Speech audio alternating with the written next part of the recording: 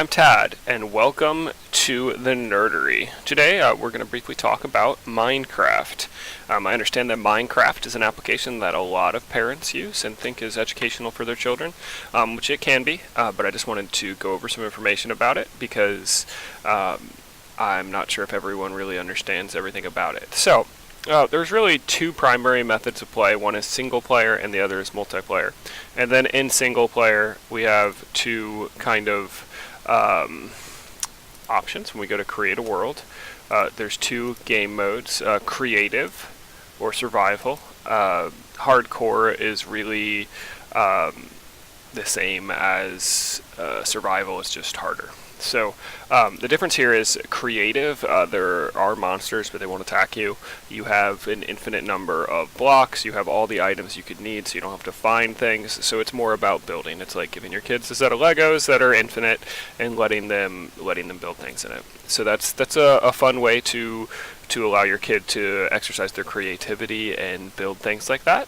And then survival, they can build, but they have to mine for the blocks that they need. They have to craft the items that they want, and they have to watch out for the monsters of the game who are going to try to stop them at any time. Now, before I launch a world, which I am in just a second, I want to talk about multiplayer. So multiplayer, there are a lot of servers that you can find on the internet. You can add them in here, and you can play with other people.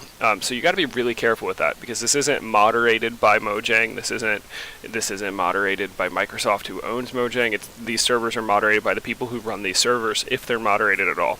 So I'd really be cautious about letting your kids play in multiplayer servers. It is possible to set your own server up, so we may talk about that in the future. So if you wanted to set your own server up and have your son and your daughter and a couple other of his friends work together on building something, you could do that and it would be more safe. But it's kind of can be dangerous to allow children to have full communicative access to people on Minecraft servers, because not everyone who plays this game is a child. With that said, I just wanted to show you quickly game mode creative. While I'm doing that, I just want to point out that you can actually find maps and things like that other people have built online and download them to your computer. Sometimes you can find historical locations or castles or something like that, and sometimes that could be an educational process because you could find something that you're currently studying or currently working with and show it to them in a slightly different manner. So in creative mode, sorry, my computer does not like Minecraft with the recording software on. The big difference is if I pull up the inventory, which should pull up in just a second. Come on. Well, if you pull up the inventory, it's full of everything that you could need. And then you can also fly, so that you don't have to so it makes it easier to build things. So flying and the unlimited inventory are the two kind of big things about survival mode.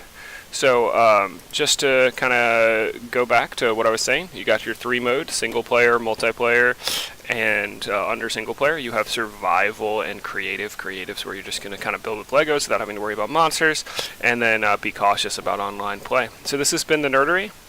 Thank you for watching. Bye.